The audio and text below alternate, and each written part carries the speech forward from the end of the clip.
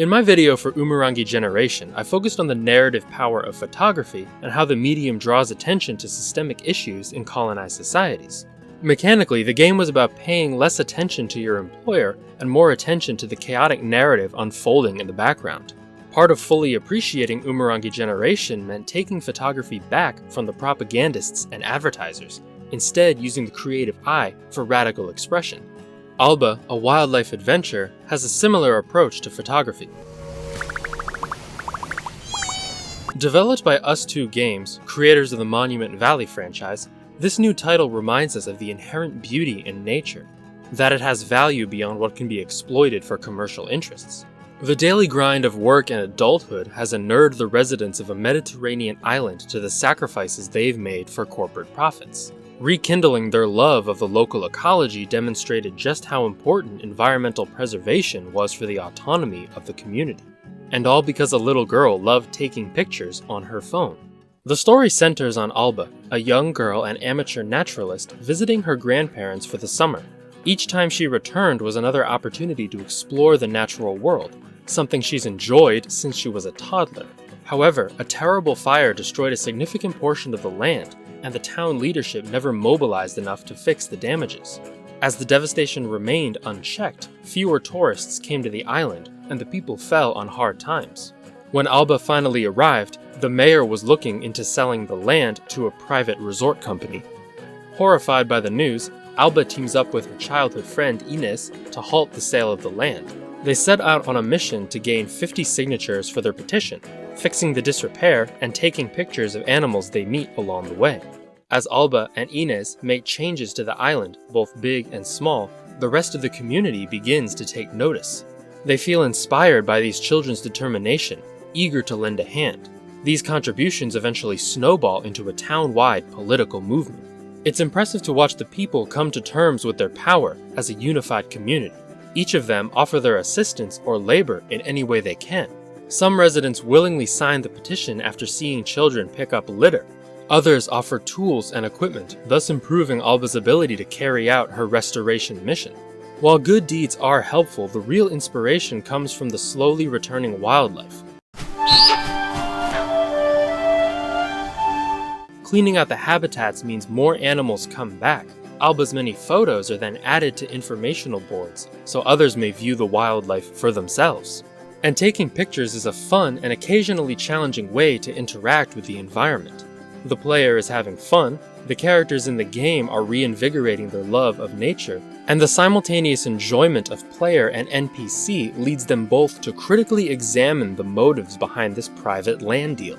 Now that the island's residents like the land again, they're more likely to question what the resort will do with it, and how those changes will benefit the people. The town mayor feels pressure to sell the land because of the systemic neglect that left it in ruins. Without investing in the maintenance of the community, the disrepair led to economic depression, which in turn led to longer periods of neglect. Keep that cycle going, and eventually the town gets desperate enough to take the private sector's money, which may be good in the short term but can have dire consequences in the long run. The town has to ask themselves, how much of the resort money will trickle down to the community? Are the corporate leaders magnanimous enough to share their profits, or will they simply look at the economic hardship and encourage tourists to stay on the resort? Would they really tell their paying customers to spend their money elsewhere? More importantly, how much will the community have to sacrifice for the resort? How much sanitation, security, and labor will they give to a company that never gives back? Through their environmental preservation efforts, Alba and Ines are forcing the adults around them to ask hard questions about the land their mayor wants to sell. As players fill out their compendium, they realize that the true value of the island is the nature. By protecting the environment, the island's unique wildlife is allowed to flourish, which is ultimately what attracted travelers to begin with. Surrendering that beauty to an uncaring luxury vacation company means sacrificing what earned the island its acclaim in the first place. Whether or not someone cares about the environment at all, selling that land is a massive financial and political risk. It's this multifaceted argument that makes the game's environmentalist message so potent. Beyond the kinds of nebulous save the planet sloganeering that got George Carlin worked up, this game takes a concrete look at the institutions and attitudes behind the destruction of nature, Seeing the world solely in terms of its commercial value is good for big businesses, but deeply harmful to the people left in their shadows. Protecting nature on principle means allowing places and people to exist without conceding to the ever-ravenous demands of private interests. Saving the environment means returning power to the people in that environment, strengthening their hold on their property while frustrating the profit-over-everything mindset that undergirds these corporations. In the end, Alba and Ines shut down the sale of the land, not just because of their petition, but because gaining support for their petition got the neighborhood to take a collective stand against the resort. And to think that powerful message came contained inside an adorable game for children. Like, I can throw down GRE vocabulary words all day long, but Alba takes the ideas and articulates them in a concise and child-friendly manner. Younger kids who play this game will come to understand environmentalism in a way that eludes most adults. I can definitely see a class full of elementary or middle school students playing this game as a fun Earth Day activity. Many of them will certainly identify with Alba herself, this adorable child with a keen eye and boundless enthusiasm. Like look, to answer questions, you manually nod her head. Look how happy she is to be here.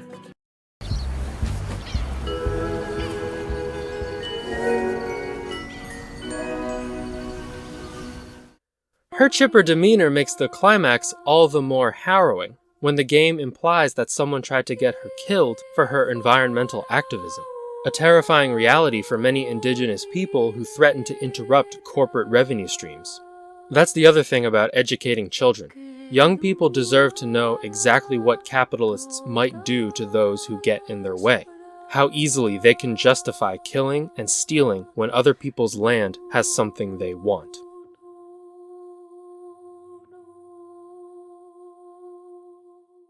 Alba, a wildlife adventure, is a strong mix of cute and thoughtful gameplay. It's thick with pertinent socio-political commentary while also keeping the relaxed, exploratory vibe of a photography game. An excellent blend of message and mechanics wrapped up in language that's approachable for gamers of all ages. Us2 Games did phenomenally well with their latest jump away from mobile development, and this title deserves a spot in your library.